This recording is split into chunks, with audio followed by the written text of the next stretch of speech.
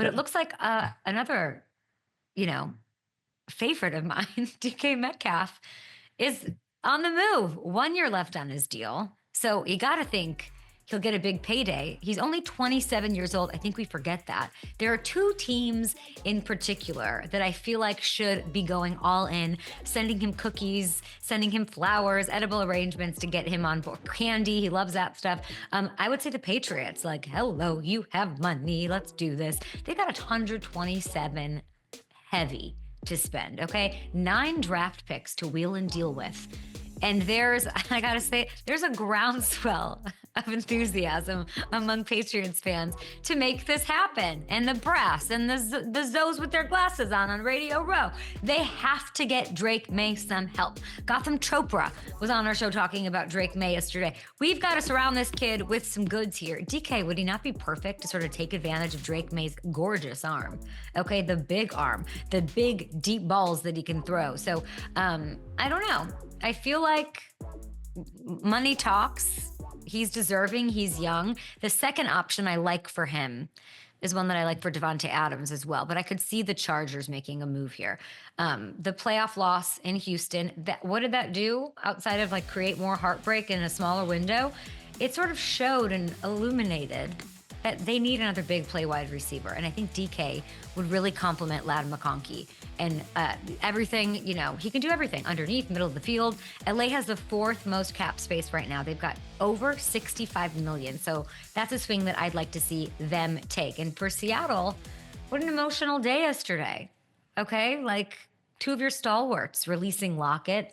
And just moments later, having it break, with DK and all of that. Releasing Lockett's crazy. It's tough. It's business. I understand that.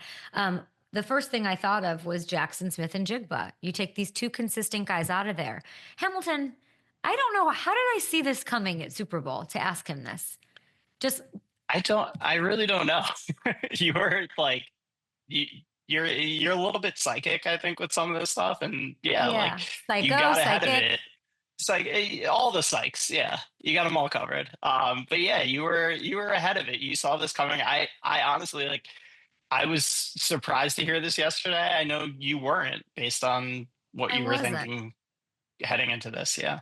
I don't even know why, but the truth is that JSN is like very young, 22, just drafted. He was drafted in Kansas City. We met him that day.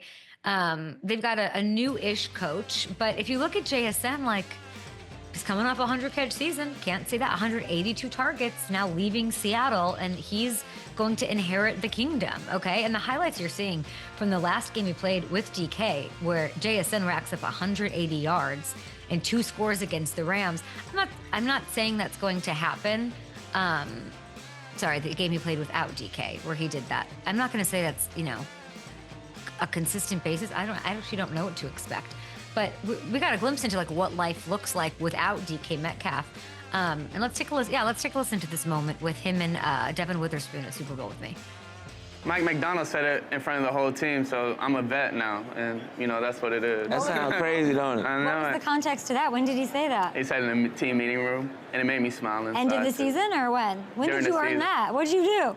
I feel handling business. That's all you got to do. I feel like I'll be in Seattle for a long time, and you never know, though. But I feel like I'm going to be in Seattle for a long time, and, when it's my time to, lead, and, I'm going to lead.